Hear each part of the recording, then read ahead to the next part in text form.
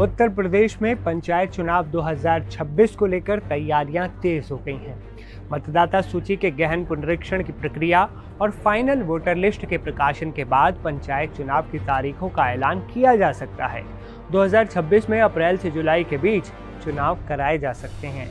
चुनाव आयोग ने इसकी सबसे पहली और सबसे अहम सीढ़ी यानी वोटर लिस्ट को लेकर बड़ा अपडेट जारी कर दिया है।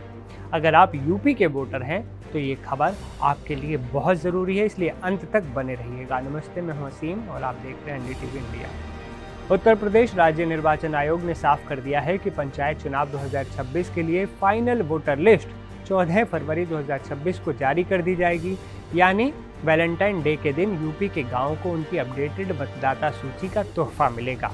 लेकिन इस फाइनल लिस्ट के आने से पहले बहुत कुछ बदलने वाला है, यानी वैलेंटाइन डे के दिन यूपी के गाँवों को उनकी अपडेटेड मतदाता सूची का तोहफा मिलेगा।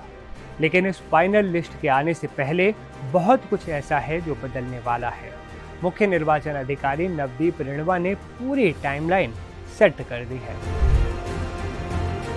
सबसे बड़ा बदलाव जो इस बार आपको देखने को मिलेगा वो है पोलिंग बूथों पर भीड़ का कम होना। आयोग ने एक ऐसा बड़ा फैसला लिया है। पहले एक पोलिंग बूथ पर 1500 मतदाताओं की सीमा थी, लेकिन अब इसे घटाकर 1200 कर दिया गया है। इसका सीधा मतलब है कि अब पोलिंग बूथों की संख्या बढ़ जाएगी और आपको वोट डालने के लिए लंबी लाइनों में धक्के नहीं खाने पड़ेंगे। फिलहाल यूपी में पोलिंग बूथों की संख्या 1,62,486 है, लेकिन इस नए नियम के बाद ये संख्या और बढ़ जाएगी। इस वक्त उत्तर प्रदेश में SIR का काम जोरों पर चल रहा है।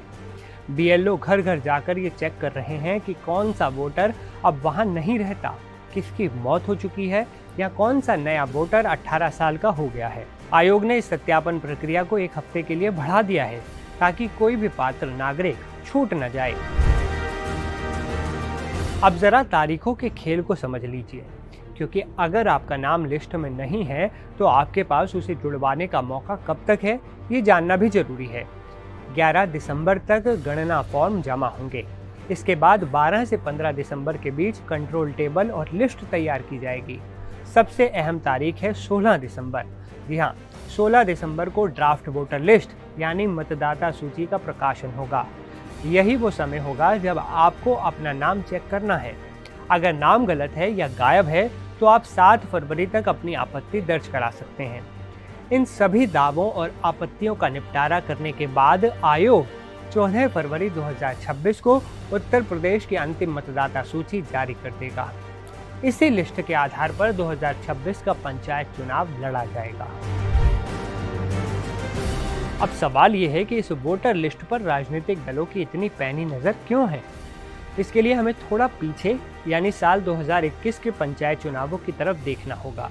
आपको याद होगा 2021 में कोरोना की दूसरी लहर के बीच हुए उन चुनावों ने बड़े बड़े पंडितों के गणित बिगाड़ दिए थे। वो चुनाव 4 चरणों में हुए थे और नतीजे चौंकाने वाले थे। 75 जिलों की 3050 जिला पंचायत सदस्य सीटों पर हुए उस चुनाव में समाजवादी पार्टी और RLD गठबंधन ने 828 सीटें जीती थी, जिसमें सपा को अकेले 760 सीटें मिली थी। वहीं सत्ताधारी बीजेपी को 750 सीटों पर संतोष करना पड़ा था। BSP को 381 और कांग्रेस को महज 76 सीटें मिली थी। लेकिन सबसे बड़ा गेम चेंजर निर्दलीय उम्मीदवार थे, जिन्होंने 951 सीटों पर कब्जा जमाया था। वो आंकड़े बताते हैं कि गांव की सरकार में किसी एक पार्टी का एक तरफा राज नहीं चलता। वहां स्थानीय मुद्दे और जातिगत समीकरण ज्यादा हावी रहते हैं।